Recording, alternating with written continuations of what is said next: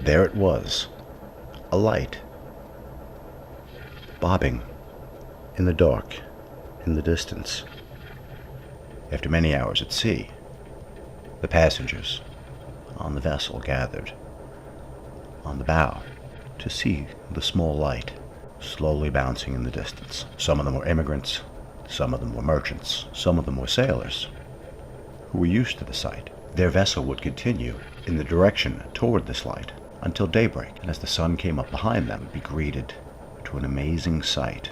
First, an immense statue, the largest in the world, standing at 110 feet tall, a torch in its hand, its head capped off with a crown of spikes like the rays of the sun. And as the ship got closer to their destination dock, all of the people on the vessel would crowd to the front to see this amazing statue, this Colossus of metal. It was the year 280 BC, and these travelers were heading from the Orient, Turkey, the old world that we know, to destination, the island of Rhodes in the Mediterranean. The island of Rhodes is just west of the coast of modern-day Turkey and is one of the larger islands that leads you up into the Greek archipelago. In 300 BC, Hares of Lindo, in celebration of Rhodes' victory over the Macedonian invasion attempts of their island, began construction of a statue to the patron god of the city of Rhodes, Helios, the sun god, and he would craft and create over a 12-year period an amazing statue called the Colossus of Rhodes. There are many tales of the Colossus of Rhodes and how this statue stood astride the gateway to the port city of Rhodes, but it is most likely not true because the port city would have had to have been closed for the 12 years of construction as this immense structure was built over its port city's main access. The Colossus of Rhodes was one of the wonders of the ancient world, considered now one of the 7 wonders of the ancient world. Construction completed about 280 BC. Unfortunately, 54 years later in 226 BC, the Colossus of Rhodes crashes to the ground after an earthquake, and its remains would stay there for about 800 years. Even in this diminished state, the Colossus of Rhodes was still a spectacle, and tourists were attracted to Rhodes, still from all over the world, to see this amazing construction. It was said that a man could not get his arms around one of the fingers of the Colossus while it laid there in the ground.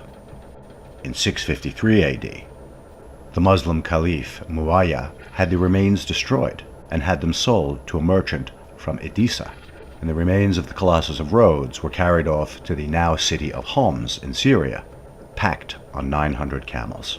The legacy of the Colossus of Rhodes would not be forgotten, and thousands of years later, we remember it to this day as this amazing structure, one of the 7 wonders of the ancient world. There it was, a light, bobbing in the dark, in the distance. The passengers of the ship would all crowd into the bow, and as the sun came up behind them, what they saw was an amazing sight. A huge statue, standing at 151 feet tall, and behind it, one of the world's largest cities, the metropolis known as New York. 2,376 years after seafaring travelers would first gaze upon the Colossus of Rhodes, travelers from the Old World would gaze upon the New World's Colossus, liberty enlightening the world. That's what she was called back then. We know her as the Statue of Liberty, designed by Frederick August Bartholdi. Bartholdi Avenue in the Bronx, sound familiar? Frederick August Bartholdi is commemorated with that Bronx street because he designed the Statue of Liberty. He designed it and he built it.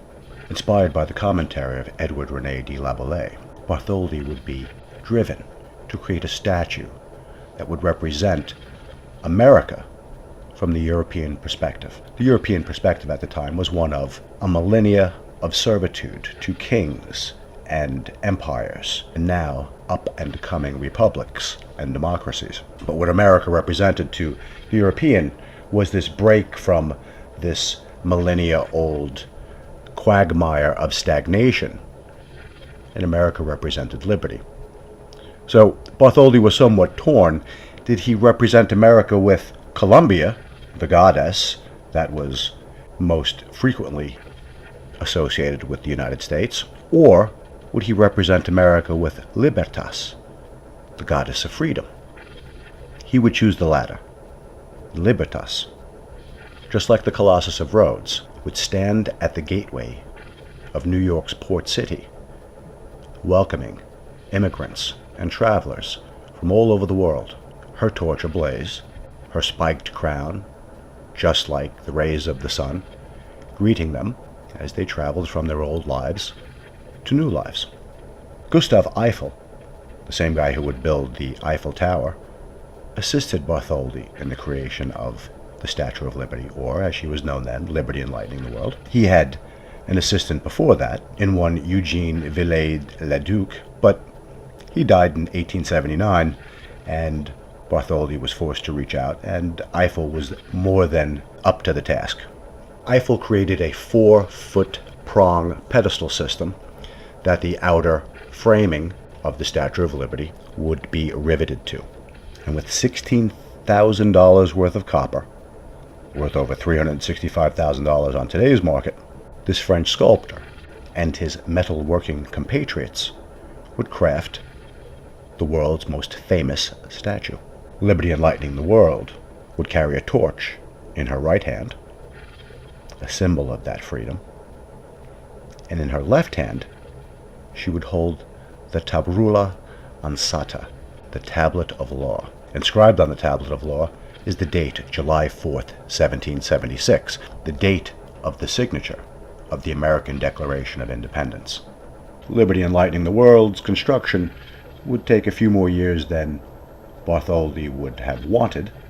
It would take contributions from the American citizens themselves in an effort inspired by Joseph Pulitzer, and then again carried on by his son many years later. Over $120,000 were donated by American citizens, $2.3 million in today's market, and the Statue of Liberty's construction and her pedestal was completed. Her pedestal was designed by Richard Morris Hunt, Morrisania of the Bronx, Hunts Point of the Bronx. Again, the Bronx has its fingers and a lot of historic pies. Richard Morris Hunt would design Liberty's pedestal in an Aztec pyramid fashion, just like the pyramid on the back of your $1 bill. It's not Egyptian, it's Aztec, and therefore American in design. And on June 17th, 1885, on the steam vessel Asir, Liberty Enlightening the World would arrive in the New World as broken down cargo to be reconstructed in the coming year. Over 200,000 New Yorkers would flock to the piers and the docks and boats to watch the unconstructed Statue of Liberty arrive at New York. After the usual bureaucratic red tape and mishmash and money donating schemes, Liberty was finally completed. On October 28th, 1886, former New York Governor, now President, Grover Cleveland, would begin the opening commencement ceremony for Liberty Enlightening the World. There would be water parades, there would be land parades. America was very proud to receive this gift. The French were very proud to donate this gift to us with our financial assistance. What Liberty represented to the world was very different than the statues of old. She was no lounging god or goddess. She was not reclining. She was not haughty in her position.